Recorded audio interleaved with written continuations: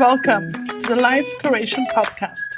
I'm your host, Andrina Tisi. Together, we will explore thoughts, inspirations, and conversations that feed our soul, spark the mind, and nourish the body.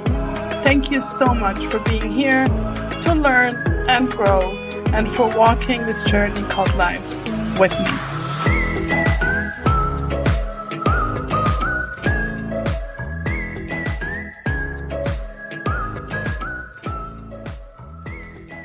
Thank you for tuning in to another episode of the Life Curation Podcast. I'm so happy you're here, whether you've been here before or it's your first time. Thank you for taking time and allowing me to be in your ears. And today I would like to talk to you about love languages. And you may have heard of that concept before, or you may have not. And it's fairly simple, but I find it a very powerful resource or tool or concept in the sense of knowing ourselves and the people around us better. So in the book by Gary Chapman, he outlines 5 general ways that romantic partners express and experience love, which he then calls love languages. And when I first read the book, which is literally, I feel like 20 years ago, it was a very long time ago, and I noticed that I started to understand many people around me much more, as well as myself. And that's why I feel it's much more than quote unquote just for our romantic relationships. I really think it can nurture all our relationships, whether that's romantic or in our work, in our business, in our family, with our parents, our children, as well as in our friendship. And I would like to introduce you to those 5 love languages in different areas or in different relationships of our lives. So to start off with, the 5 love languages are quality time, act of services, physical touch, gifts, and words of affirmations. So quality time, for example, means, you spend time together. Acts of services means, for example, taking care of something, like maybe you're cooking for somebody or you go shopping for somebody. Physical touch is intimacy in our romantic relationships, but it can also just be, quote unquote, of course, a hug or putting your hand on somebody's shoulder. And I will get into more details of all of them later on. And then we have gifts. Somebody appreciates when you bring them something when you visit them. For example, flowers or a bottle of wine. And then we have words of affirmation, which, can be any form of appreciation, thank you, acknowledgement.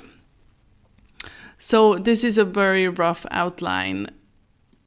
And what's really interesting to find out for yourself is, what do they really mean for me?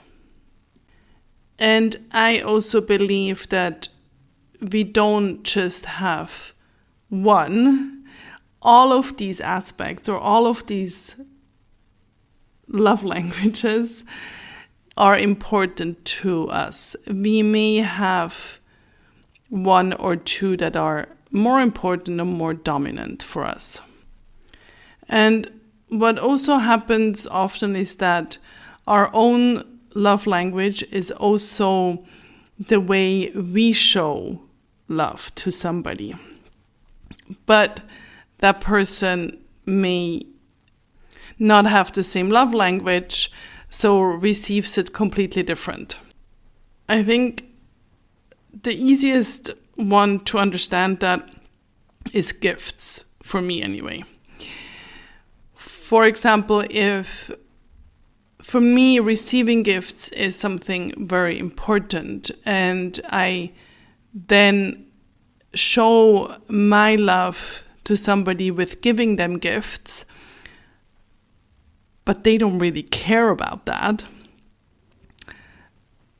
it will not be meaningful for them, and they may be even uncomfortable receiving it. On the other hand, is that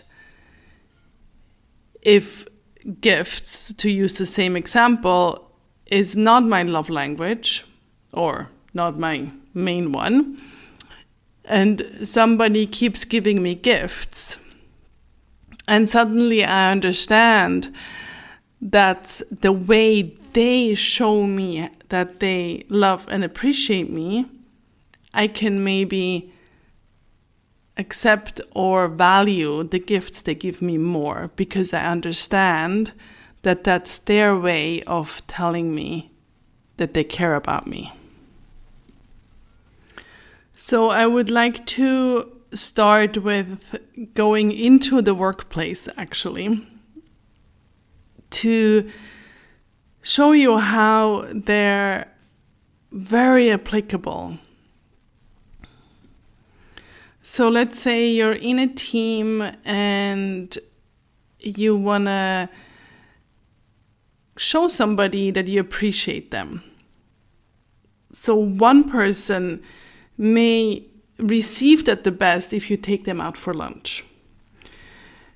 The other person needs a gift certificate or a box of chocolate. The third person maybe just needs to hear it and receive those words of affirmation, the complimenting that they're doing a good job and that you really, really appreciate the work they do. And for the fourth person, maybe it's helping them out in a project, and that's how they notice that you really value them being there. And then you may wonder, well, what about the physical touch? And in the workplace, of course, that can be tricky. But maybe it's just putting your hand on somebody's shoulders and telling them thank you and well done. And for them, the combination of the touch is actually helping them to receive your appreciation. And then, in a family setting, like if you have kids, I would be really curious to hear what you notice. Maybe you have even 2 or 3 and you notice, yeah, they all have a completely different love language. One needs a hug. The other one needs a toy. Right? So it's really interesting to noticing the difference. Or with your parents, does your mother or your father-in-law needs a gift when you go to them? Or is it more just about the time you spend together? So really think about your relationships. And notice it for yourself. What do you need? Gary Chapman also calls it the love tank, and it could almost be a code word. I think he even mentions that in the book. When for example, with your partner and you both are aware of this concept of the love language, you could be like, hey, my love tank is a little low. I do think it goes deeper than just those 5, because quality time can mean something completely different for 2 people. For one person, it can be like we're watching a movie together, we're sitting on the couch, we're cuddling. And of course, there could be the physical touch in there as well. And I'm getting to the combination in just a moment. And for the other person, that's not quality time. The quality time happens after the movie when the 2 of you talk about the movie.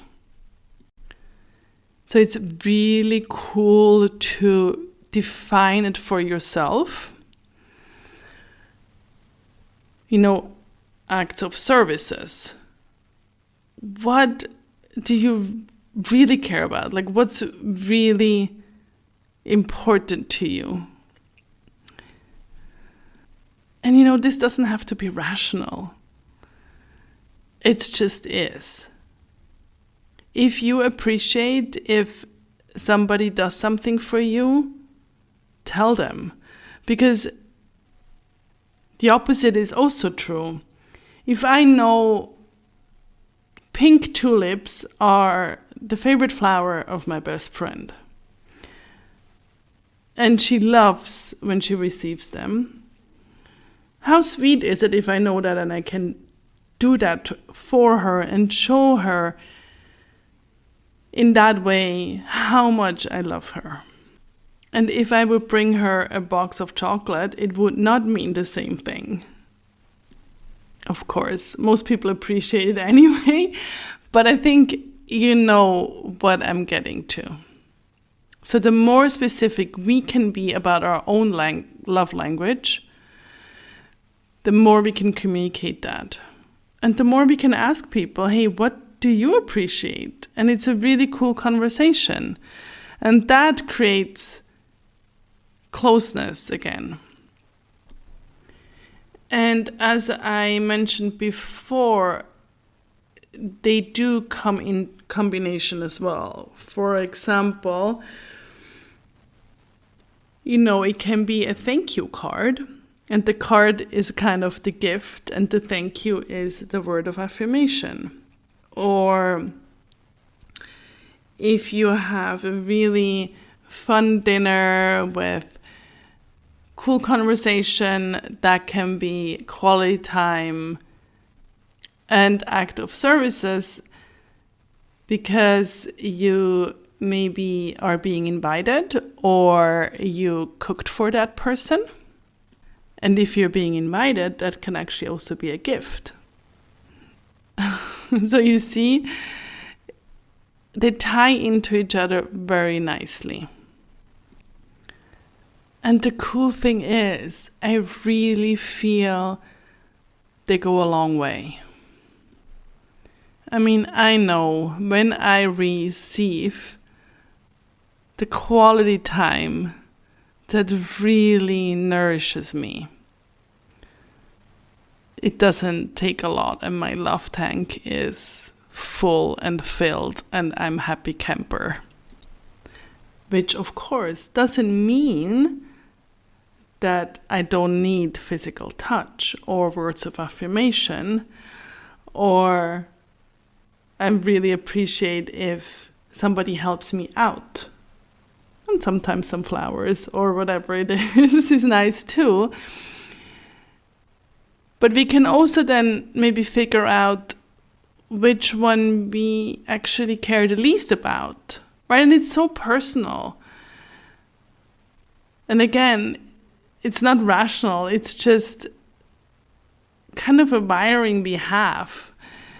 And with all these concepts, these are just ideas and hopefully inspiration to, get to know ourselves better and our surroundings. So I will also link the website of the 5 love languages in the show notes.